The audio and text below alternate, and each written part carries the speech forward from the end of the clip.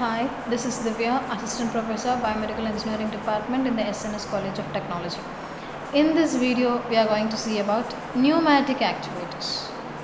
As I already told you in the previous video, we have three types of actuators: hydraulic actuators, pneumatic actuator and electric actuator.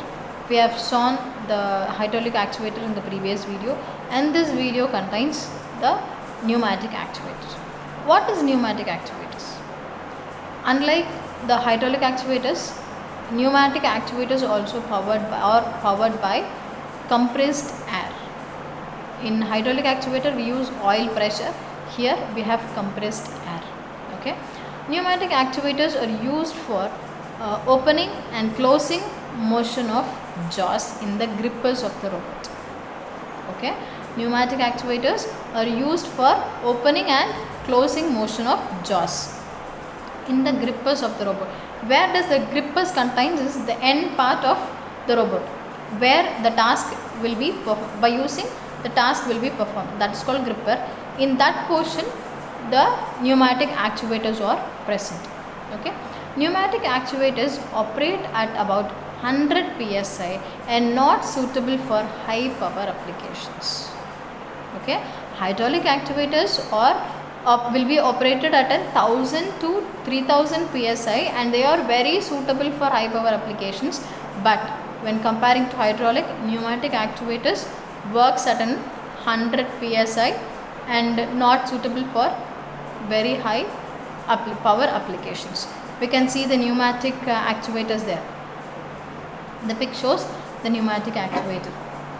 Next, here is a block diagram of pneumatic actuator. We have air inlet and air filter, and again is a compressor and we'll have after cooler which is used if we are if the air is very heat or a moisture, the cooler will be coolant, making cool the air. And next we have a receiver tank. By then we'll have a dryer where the moisture content in the air will be removed, and then we have a filter, and then we'll have a pressure regulator where the air compression pressure will be done, and then we have a lubricator, and finally we'll have a directional control valve, in which direction the robot has to move. Next is finally is an actuator. Okay. We have air inlet, air filter, compressor, cooler, tank receiver tank, dryer, filter, pressure regulator, lubricant, and a directional control valve. Okay. Okay. Here the air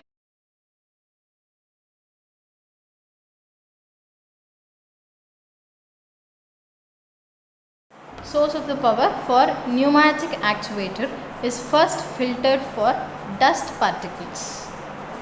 First, the inlet air we have, right? That will be the source for the pneumatic actuator, and then after pneumatic actuator is after the air is inlet, we have a filter part. The first filter for dust particles, if any. Next is the filtered air is then compressed using a compressor. The filtered air is then compressed using compressor. First, the inlet air is given to the pneumatic actuator. From there we'll have a filter which is used to filter the dust particles in the air, and then next is the filtered air is then compressed using a compressor. The compressor compressed clean air after passing through an after cooler is stored in the reservoir tank. Okay. When the compressed air is then after passing through the cooler it is stored in a reservoir tank. The stored air is then passed through the dryer for removal of moisture content. As I told you, after the cooled air is stored in the receiver tank. The stored air is then passed through the dryer for removing the moisture content, as moisture can damage the components of pneumatic system. Moisture content in the air can damage the pneumatic system. Next, the dried air then passed through a FRL package. What is FRL package? Is that filter, regulator, lubricator. Okay, the dried air is then passed through a FRL package.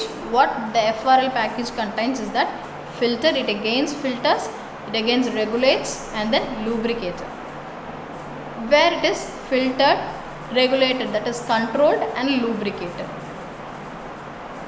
This air then passes through the directional control valve and then actuates the actuator component.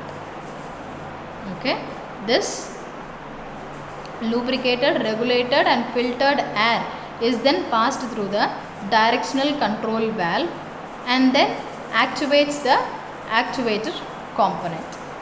Okay, these are the advantages of pneumatic actuator. Cheapest of all the actuators, easy to store and transmit compressed air. Compressed air is clean,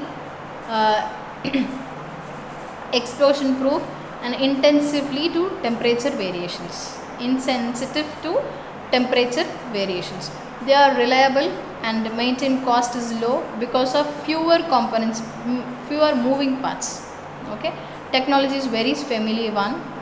The control is very simple, which is compact. Okay, this is very easier one when compared to the hydraulic actuators.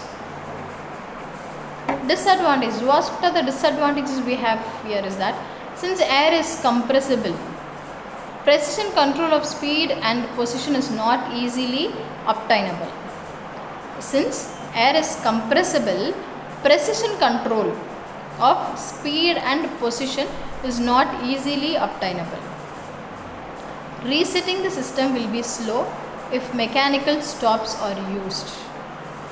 Okay, resetting system, the system, if any errors occur, we can reset the systems, right? That is if the resetting system process is done, the system will be very low. Not suitable for heavy loads. As I told you, it cannot generate high power, it cannot be used for high power applications. So while we can use only a little small amount of loads, we cannot, it will not be suitable for high level loads. If moisture penetrates the units, the components can be damaged. We have a moisture if, as I told you already, by using the dryer, the moisture content in the air will be removed.